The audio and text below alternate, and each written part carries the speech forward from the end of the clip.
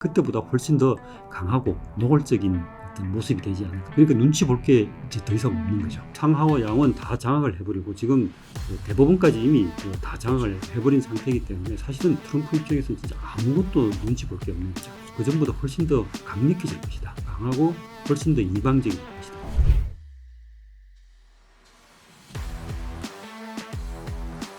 채널 뉴시스 구독자 여러분 안녕하십니까? 미국 대선이 드디어 막을 내렸습니다. 바이든 사퇴부터 트럼프 총격 사건까지 이번 대선도 참 다사다난했는데요. 11월 5일에 열린 이번 대선은 트럼프 후보가 경합주 7개를 모두 차지하면서 공화당의 압승으로 끝이 났습니다. 오늘은 대선 결과 분석과 이후 전망에 대한 이야기 나눠보겠습니다. 트럼프의 승리 요인은 무엇인지, 그리고 집권 후에 한미 관계가 어떻게 달라질지에 대해 의견 나눠보면 좋을 것 같습니다. 저와 함께 진행을 해주실 우은식 뉴시스 동영상 부장님 자리했습니다.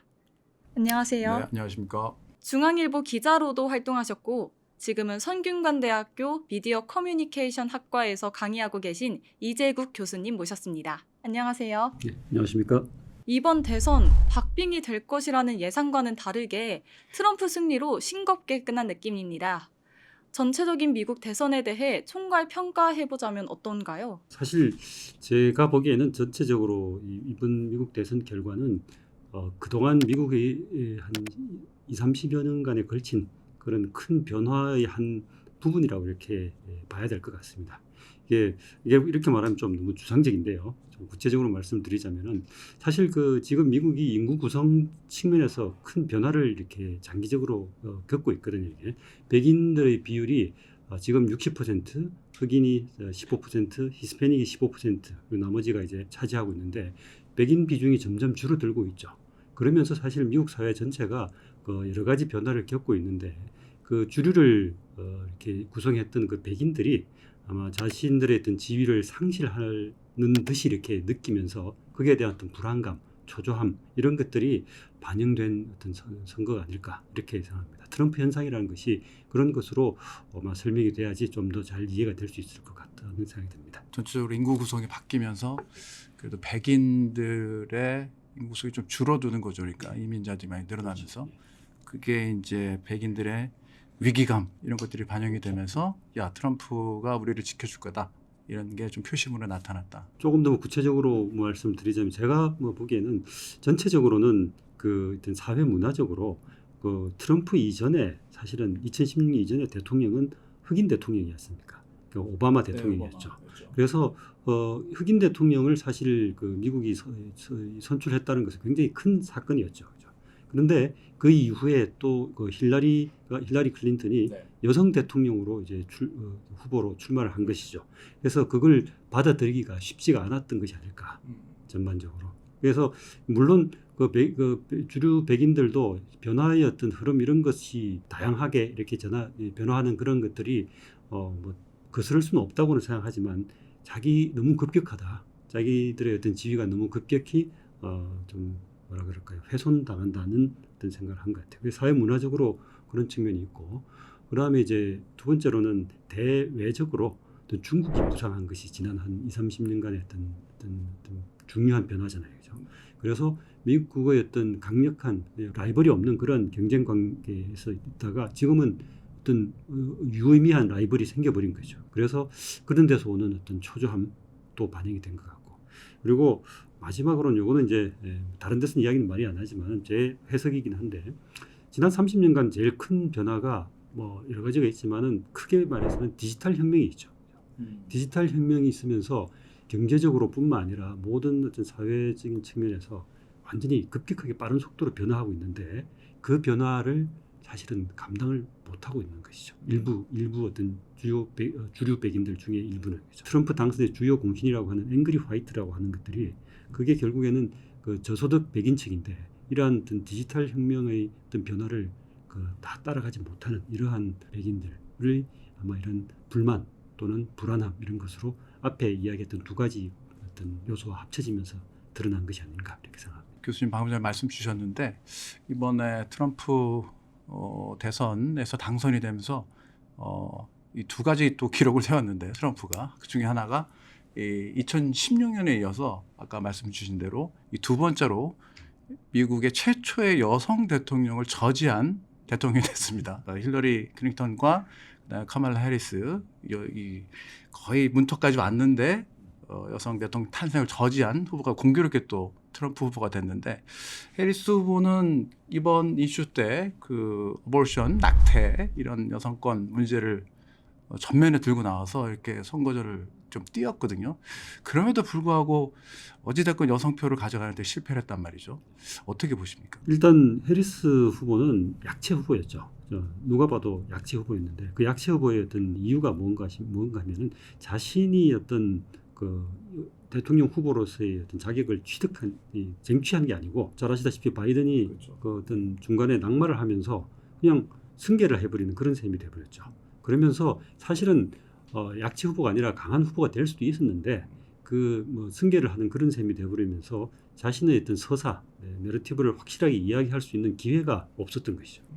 그러면서 사실은 여성으로서 사실 그 카멜라 해리스나 힐러리 클린턴 같은 경우는 존재 자체로서 여성권의 어떤 상징이죠. 그런데 그럼에도 불구하고 여성 유권자들한테도 그 표를 많이 기대했던 만큼 많이 얻지 못했던 것은 이 강한 어떤 그 여성 후보로서 존재 그 이상을 넘어가는 그런 것을 보여주지 못해서 그런 것이 아닐까 이렇게 보여집니다. 그리고 또 한 가지 기록이 이게 132년 만의 기록이라고 하는데, 이 징검다리 대통령의 탄생입니다. 이게 4년 재선에 실패한 다음에 4년을 건너뛰고 다시 된 게 이게 132년 만에 대통령이 탄생한 건데, 그만큼 이게 함의하는 게 세상의 변화의 속도가 굉장히 빠르단 말이죠. 현대사회에 들어오면서. 그렇기 때문에 4년 전에 그런 여러 가지 아젠다를 가지고 4년을 다 건너뛰고 다시 대통령이 당선된다? 이게 사실상 참 쉽지가 않은 건데, 여러 경쟁자들 다 물리치고 대통령을 거머쥐었습니다. 어떻게 좀 보십니까? 이게 이제 또 미국에서는 트럼피즘, 트럼프주의라고 이야기하는데, 그 트럼프주의가 적어도 그 공화당 또는 주류 백인들에서는 큰 어떤 이데올로기화돼 있는 그런 상황이라고 보여지죠. 지난 4년 동안 바이든 행정부 밑에서 그냥 트럼프는 사실은 그 어떻게 보면 트럼프 입장에서 보면 압박과 뭐 탄압에 시달린 셈이죠. 그렇죠? 뭔가 뭐 이렇게 소송 있고 뭐 하니까. 그럼에도 불구하고 그 미국 유권자들이 트럼프의 지지를 거두지 않았다는 것이죠. 그러면은 지난 2016년 선거 그 이전부터 지금 2024년까지 계속해서 그 트럼프주의가 성장하고 있고, 지금은 공화당을 거의 공화당 완전히 장악했고, 그리고 미국의 어떤 민주당조차도 거기에 끌려 나갈 수밖에 없는 이런 상황이 돼버린 것이죠. 그래서 저는 아까도 처음에 말씀드렸다시피 커다란 변화의 물결은 어쩔 수가 없지만 그것을 이렇게 결코 변화의 속도가 너무 빠르다고 생각하는 사람들이 많이 있는 것이죠. 거기에 대한 어떤 반동 뭐 이런 것이 이제 여러 가지 측면으로 나타나는데, 그것을 잘 이렇게 하나의 후보로 묶어낸 게 이제 트럼프라고 이렇게 보여집니다. 또 하나는 2016년 이후 전체 득표를 더 많이 얻은 후보들이 경합주에서 지면서 연이어 낙선했는데, 이번에는 징크스를 깨고 트럼프가 압승을 거뒀습니다. 투표율도 의외로 높았던 것 같습니다. 어떻게 평가하시나요? 제가 말씀드린 것은 한 30년간에 걸친 어떤 장기적인 변화라 그러면은 이번 선거에 특수하게 또 단기적으로 작용하는 요인도 물론 있습니다. 그건 뭐 제가 보기에는 제일 큰 것은 바이든 행정부 시절에 그 어떤 물가가 굉장히 높았죠. 이 4년 내내 이렇게 물가가 계속 오르면서 그 실제로 미국 유권자들이 느끼는 어떤 경제적인 어려움 이런 것들이 굉장히 심했던 것이죠. 사실은 예전에 그 처음 클린턴 대통령이 당선될 때도 다 유명한 말이지만은 문제는 경제라는 말이 있지 않습니까? 사실 그때 경제라는 말은 일반 유권자들이 피부로 느끼는 그 경제를 말하는 거예요. 근데 이제 뭐 거시경제가 어떻든 이런 거하고는 전혀 상관없이 물가가 너무 비싸지면 사람들은 그렇게 힘든 것이죠. 그래서 그런 것들이 또 단기적으로 작용을 하는 것이 아닐까 이렇게 생각합니다. 교수님 말씀 주신 대로 이 전체적인 선거의 양상이나 그다음에 그 인구의 구성의 변화 이런 것들이 사전 투표율에 좀 나타나는 것 같아요. 2020년에는 이제 팬데믹이라고 하는 독특한 상황이기 때문에 사전 투표율이 당연히 높을 수밖에 없었는데, 이번에 그런 상황도 아님에도 불구하고 사전 투표율이 뭐 굉장히 높았거든요. 결국 이제 젊은 주권자들 공화당이든 민주당이든 젊은 사람들이 투표장에 많이 나왔다. 요즘 뭐 현대 선거는 또 미디어전이라 요 문제를 좀 짚어봐야 될 것 같은데 이번 대선을 또 앞두고 각종 여론조사들이 선거 막바지에 뭐 굉장히 박빙이다. 뭐 일부 경합주에서는 뭐 심지어 뭐 텍사스 같은 경우에 막판에 뭐 해리스가 앞선다 이런 뭐 사실상 지금 지나고 보면 5번데 이런 여론조사들이 많이 나왔습니다. 이게 왜 이렇게 이번에도 예상을 빗나갔는데 여론조사 왜 이렇게 못 맞히는 겁니까? 기본적으로 여론조사는 틀릴 수밖에 없는 것이고 이게 미국 뭐 이 어떤 선거제도 자체가 우리 같이 이렇게 직선제로 해서 다 모으는 이런 투표가 아니다 보니까 여론조사가 그 결과로 이렇게 이 실제 결과하고 괴리되는 경우가 더 많이 발생을 합니다. 근데 일단 가장 그 근본적인 이유는 뭐 표본의 어떤 실패죠. 표본에서 추출할 때 편향이 발생을 한 거죠. 그 말은 무슨 말인가 하면은 트럼프 지지자들이 이 트럼프를 지지한다고 이야기하는 사람들을 충분히 이렇게 뽑아야 되는데 그렇게 뽑히지가 못했던 것이죠. 숨어 있었군요. 트럼프. 다른 말로 하면 샤이 트럼프죠. 그런 사람들이 그러면 2016년에도 있었고 2020년에도 있었는데 이번에도 또 왜 그걸 보정을 못했냐 하는 이렇게 그런 어떤 문제 제기가 있을 수가 있는데 그럴 그 말은 무슨 말인가 하면 그 샤이 트럼프가 뭐 그전보다 더 많아졌다고 봐야 되는 거죠. 보정을 했음에도 불구하고 보정한 것 이상으로 더 네. 늘었다는 거죠. 그 말은 트럼프 지지자가 더 많아졌다는 말이죠. 기본적으로 그 샤이 트럼프들은 뭐 이런 정서입니다. 그 어떤 사람들은 우리는 난 트럼프가 이 나쁜 사람이라는 거 안다. 그 별로 도덕적이라는 않다는 것도 안다. 그래도 그 사람이 당선되면은 이런 잘하는 것 같아. 뭐 이렇게 이야기를 합니다. 근데 이런 사람들이 여론조사에서 난 트럼프를 지지한다 이렇게 말하지는 않는다는 것이죠. 저희 특파원이랑 전화 연결을 한번 했었는데 그 지역의 그 유권자들이 이런 말을 했답니다. 아니 뭐 트럼프 성격 안 좋은 건 사람들이 다 한다. 그래도 해리스보다는 그래도 트럼프가 그래도 좀 우리를 먹고 살고게 좀 경제를 좀 좋게 만들지 않겠냐. 중국을 제대로 견제하려면 트럼프다.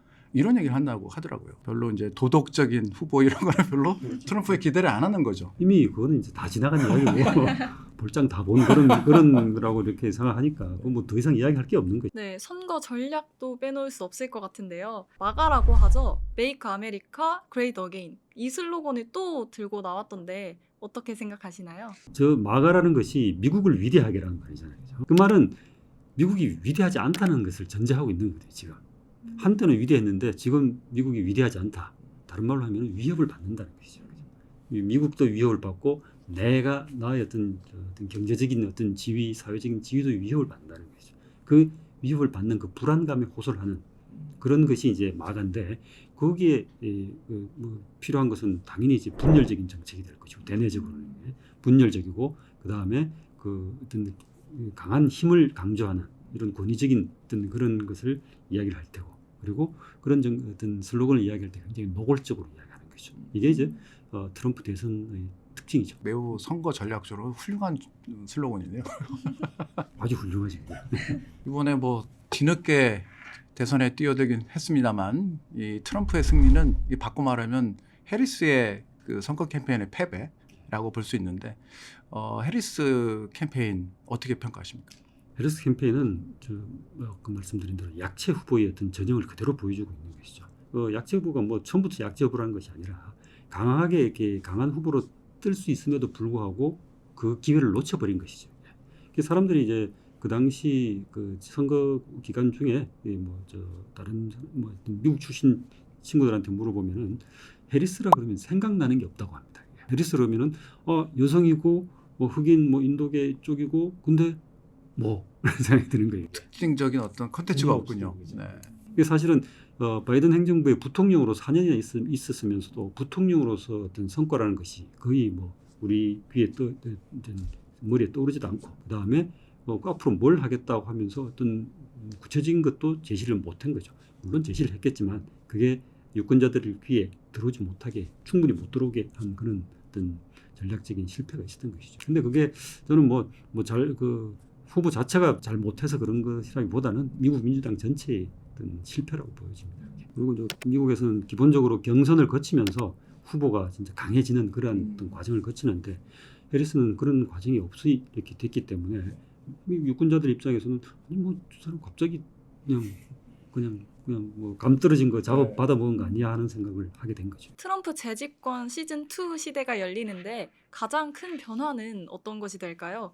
오늘 뉴스 보니까 트럼프가 공언한 대로 정부 효율부 수장에 일론 머스크를 임명했습니다. 역시 파격적인 것 같은데요. 기본적인 어떤 우리가 트럼프 일기 때 봤던 그것과 별로 차이는 없을 건데 방향이라든지 이런 건 차이는 없을 것 같은데 그때보다 훨씬 더 강하고 노골적인 어떤 모습이 되지 않을까 이렇게 생각합니다. 가장 뭐 근본적인 이유로는 이제 트럼프는 다시 이 선거에 나올 일은 없지 않습니까? 그렇죠. 그러니까 눈치 볼 게 이제 더 이상 없는 거죠. 그러니까 자기가 기본적으로 역사 속에 이제 남는다 이렇게 생각을 하고 역사적인 어떤 업적을 내려고 여러 가지 정책을 취할 건데 그 어떤 정책을 취하는 방향은 어떤 그 전에 일기 때 했던 방향과 거의 비슷할 텐데 그 방식이 훨씬 더 노골적이고 훨씬 더 일방적이고 아마 더 이 권위적인 방식이 아닐까. 일기 때도 저희들 뭐 깜짝깜짝 놀랐는데 막 자고 일어나면 협정 파기하고 뭐 맨날 사인하고 이제 2기 때는 뭐 더 놀랄 일밖에 없군요. 이제는 말씀 주신 대로 이제 뭐 재선 도전할 일도 없고 눈치 볼 일도 없고 또 게다가 이번에 교수님 말씀 주신 대로 이제 시대에 큰 변화가 좀 일어난 것인지 모르겠지만 이 상원 하원은 도 지금 이 같이 이번에 선거가 치러졌는데 모두 공화당이 장을 했습니다. 레드웨이브가 사실상 실현이 됐는데 이렇게 되면 뭐 더 강력해진 트럼프가 다시 이제 스트롱맨이 돼서 돌아오게 되는데 통치 스타일에 좀 변화가 있을까요? 어떻게 좀 보십니까? 이제는 뭐 눈치 볼 게 없으니까 오히려 좀 안정적인 통치 스타일 이렇게 가지 않을까요? 이렇게 전망하는 전망가들도 있죠. 뭐 대내적으로 민주당과 어떤 뭐 이렇게 충돌하는 이러한 측면은 그 사실은 그 전이나 뭐 지금이나 별 차이는 없을 겁니다. 그런데 이 상하와 양원 다 장악을 해버리고 지금 그 대법원까지 이미 다 장악을 해버린 상태이기 때문에 사실은 그 트럼프 입장에서는 진짜 아무것도 눈치 볼 게 없는 거죠. 그래서 변화라면은 아마 그 전보다 훨씬 더 강력해질 것이다. 강하고 훨씬 더 일방적이 될 것이라는 거죠. 바이든도 그 바이든 처음 뭐 출범할 때 그 상하 양원 다 장악을 했었습니다. 근데 바이든은 스타일이 그런 게 아니었지 않습니까? 근데 트럼프는 이미 이 일기 때 의회가 협조적이지 않았음에도 불구하고 그랬으니까 지금 이제 상하 양원 다 장악하고 또 이제 재선까지 생각할 필요가 없는 상황이라 그러면은 정말 노골적이고 강력하고 일방적인 그러한 방식이 되지 않을까. 그래도 지금 국제적으로 굉장히 중요한 분수령에서 이번 대선이 열려서 전 세계 관심이 그래도 더 모아졌는데 그중에 이제 가장 관심 쏠리는 게 유럽의 우크라이나 전쟁 이 부분이 어떻게 될지 관심이 좀 모아지고 있는데 트럼프 후보는 그 대선 당시에 뭐 24시간 안에 뭐 종전을 하겠다 이렇게 뭐 대놓고 공언하기도 했었는데 막상 이제 당선되고 나서는 뭐 일단은 뭐 푸틴이랑 전화 통화를 했니 많이 했는데 이제 오보니 아니니 그 좀 지금 뭐 사실관계는 밝혀지지 않았지만 일단 문제를 좀 풀려고 하는 것 같긴 합니다. 어떻게 좀 유럽 전쟁 양상이 좀 크게 달라질까요? 어떻게 전망하십니까? 아무래도 제가 보기에는 트럼프는 본인이 이제 임기를 시작하면서 가능한 한 빠른 시간 내에 전쟁을 끝내려고 할 거예요. 왜냐하면 그 트럼프 철학의 입장에서는 미국한테 돈이 안 되는 그 전쟁에 돈을 들일 이유가 없거든요. 지금 계속해서 미국에서 이제 지원을 하고 있지 않습니까? 굉장히 그 많은 어떤 금액의 어떤 무기라든지 이런 것들 지원을 하고 있는데 트럼프 입장에서는 그게 전혀 수지 맞는 장사가 아닌 것이죠. 그래서 이야기한 대로 가능한 한 빠른 시간 내에 전쟁을 끝내려고 할 것 같고 그걸 위해서 취임 전에 이미 계속 신호를 보내고 있다고 생각합니다.